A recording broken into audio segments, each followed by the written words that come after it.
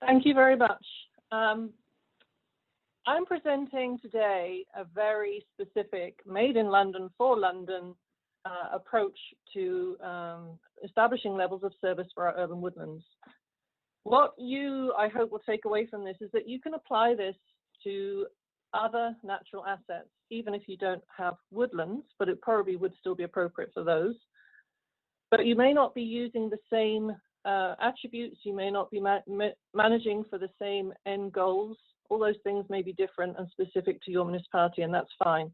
But I hope at the end of the day, you will actually achieve a level of understanding from this presentation as to how you can approach levels of service in your asset management.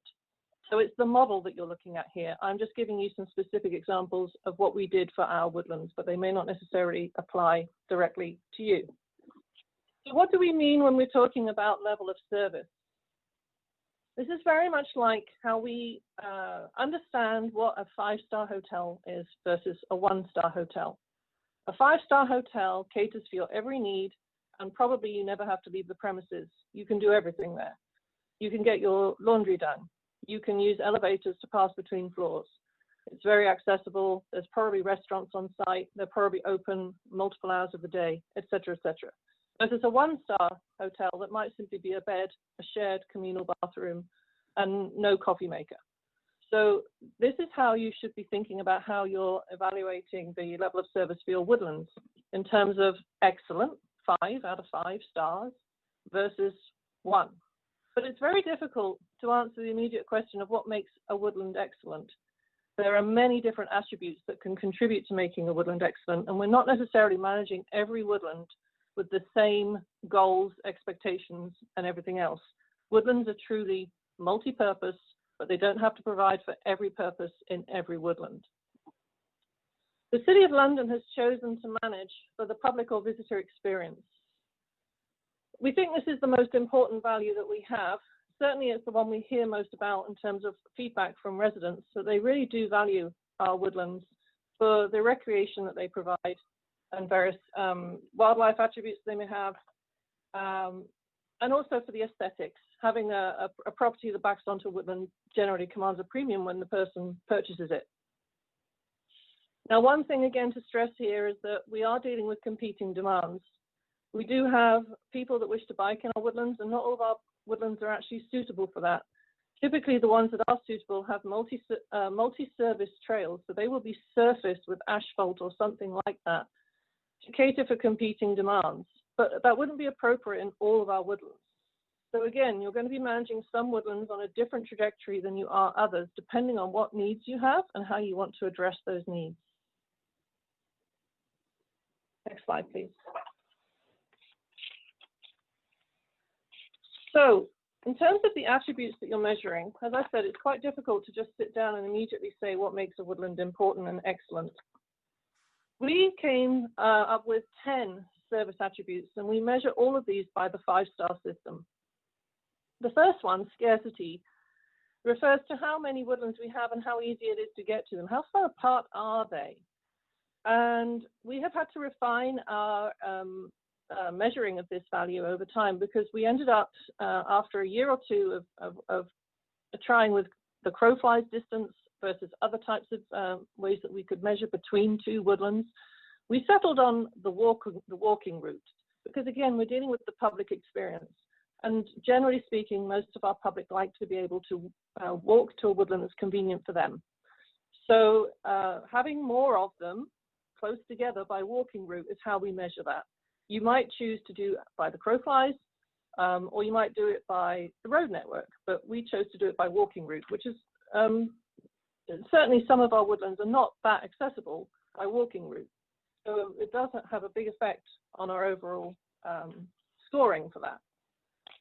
Then we've looked at these other ones, recreational and human health opportunities. Some people like to do yoga in woodlands. They need the peace, solitude, and quiet to do that. Some people don't.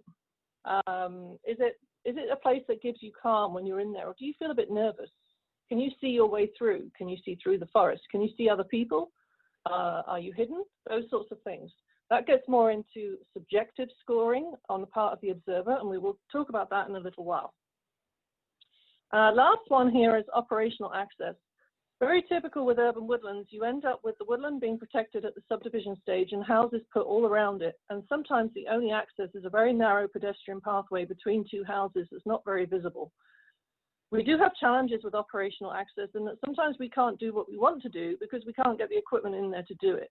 So that's one thing that really can have a big impact on how you achieve your overall success in management. So do bear that in mind, that urban woodlands are sometimes our least accessible from an operational point of view. We've developed 2 steps to control for bias in our evaluation process. The first is the influence from the size of asset. It's extremely difficult for a very small woodland to score well. And if we didn't categorize by size or area, what would tend to happen is the small woodlands would keep coming to the top in terms of priority because they keep scoring poorly. So we have had to categorize our woodlands by size, and in our case, you can see the size classes we've chosen. You may come up with something completely different, but we go from very small to extra large. This also raised another question along the way of whether we lumped together close-spaced woodlands or whether we kept them separate. We keep them separate if they're in our inventory separately. Sometimes our parks are actually a series of parks that happen to be connected together, but they are managed as separate entities. If that's the case, we've stuck with that in our asset management system. But if they're in the same park and they're close together, they may get lumped. We also have could you go back? Influence from the observer subjectivity, again with the size of the asset. So what we've had to do for each size of asset, for each class, and for each attribute is to develop a weighting system. So this will vary across the size classes, but essentially we're looking at how much weight we want to assign to each attribute. And for example, in our medium-sized woodlands, we have decided that we will give 30% of weighting to the scores for structural diversity and for biodiversity. And you might be scratching your head thinking, what's that got to do with the public enjoyment of it? But generally speaking, this speaks to how diverse the woodland is and how much wildlife it supports, which contributes to the visitor experience, their abilities to enjoy walking through a diverse woodland that has lots of features of interest versus monoculture. So that's why it does score quite highly in our system. But those weighting values will be different for a small size woodland or a very small woodland or an extra large woodland. But in this case, we've chosen for the medium size, as I say, the 30%, and then everything else you assign a value so that all adds up to 100% total. You will then multiply the level of service score that you have by the weighting and add those together to get your overall target. Next slide, please. For example, under structural diversity, here we have some examples of some typical indicators that we would look for to assign the value, the level of service score to it, 1, 2, 3, 4, or 5. These are your star ratings. So for example, middle of the road there, 3 stars, we have more than 2 size or age classes present. Now, these types of measures, we can do these with a relatively inexperienced person who has some supervision by somebody else with some experience in doing those assessments. We've employed summer students to do real-world evaluation of levels of service in our woodlands with maybe 1 or 2 days training. So you don't have to have an advanced skill set to be able to apply the types of indicators that we have. You will need some basic plant ID skills, however. Next slide, please. Another example here is biodiversity. And do remember that even as you're drawing these up, you don't have to match every single indicator in the box. You need to pick the one that works best based on your observations. So for example, if you have a species at risk present in your woodland, according to our system, it will get 5 stars, regardless of how well it would perform in any of the other classes that we've described there. So that would be, for example, if there was an eagle that was known to be breeding in your woodland on a particular tree, you're going to be giving that 5 stars, even if 6 or 14 other tree species present, et cetera, et cetera, et cetera. So just remember that you don't have to match everything. You're looking for the best fit for you, or for the maximum value that you can assign based on what you've observed. And again, it's going to be weighted by that 30% in our medium woodlands example. Next slide. Now, as an asset management tool, this works once you've set a benchmark or a threshold to which you aspire to manage your woodlands, remembering that not all woodlands are going to be managed to exactly the same outcomes. So for each attribute in each woodland size category or each national asset size category, you need to decide what's going to be good enough for your community needs and expectations to be met. Typically, you're going to be looking somewhere around a 3 or a 4, i.e. fair or good. You're not necessarily striving for perfection, 5. You then, with that theoretical or target score, you multiply that by the prescribed weighting for that size class, and that will give you your overall benchmark or threshold of what is acceptable levels of service. If your asset score is lower than that, that will suggest that you need to do something to either change the way the woodland is being managed or add more money to how it's being managed if that's satisfactory. It just needs a little bit more to raise the attributes to the next level so that you get your ultimate, get closer to or meet your required levels of service as a whole.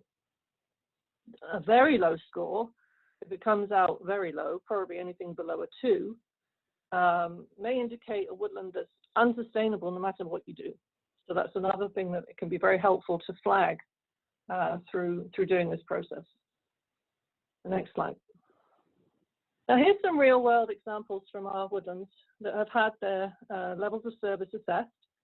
And you can see the trajectory from on the left, pretty poor, to exceeding expectations on the right with Forest View Park, 4.24. The target is 3.07.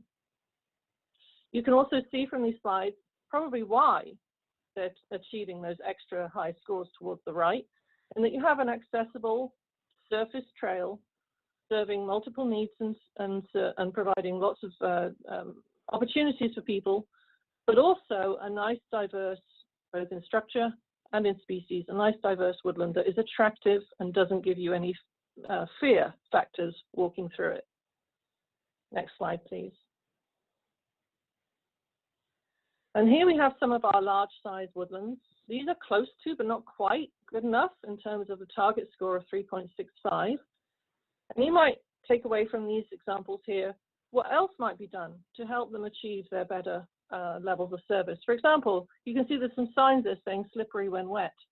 Maybe what we need to do is provide some grip surfacing on that boardwalk there so that it gets an extra point in the attributes table for being accessible and having safe, easy to use trails.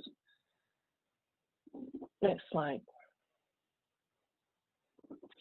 This slide, I accept, is not very legible. This is in there as a resource for you after this event that you can refer to it and see exactly what types of things we were looking at. For a medium-sized woodland, the attributes are the same for every size of woodland, but the weighting will differ. So this is a medium-sized woodland.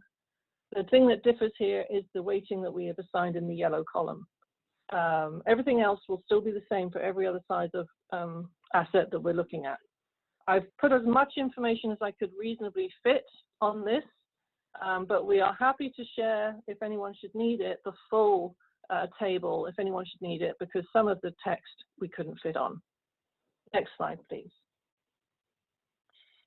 We've been doing this, so this has been published since about 2017, and we've had our assets managed in this way. And yes, we've had to do a few little tweaks along the way. Mostly with the scarcity factor and measuring in a different way to what we started with. So measuring by walking route versus the crowflies route. It requires very little training. As I say, a summer student with no experience in forestry can very quickly pick up what they need to do with maybe a day or two of hands-on practical training, and then a little bit of supervision after that for questions and answers and so forth from a person with a bit more experience in this sort of field.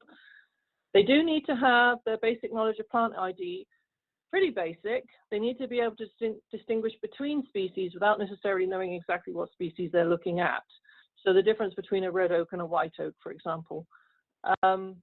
But they don't need to know which type of red oak and which type of white oak until they get to the very high scoring woodlands where we are looking for that level of detail. Can be handled simply by bringing back a leaf to the office and having somebody else look at it. So it's not difficult. It's been very useful for prioritizing sites. We're still working on it, and we still have some woodlands we have yet to assess their levels of service.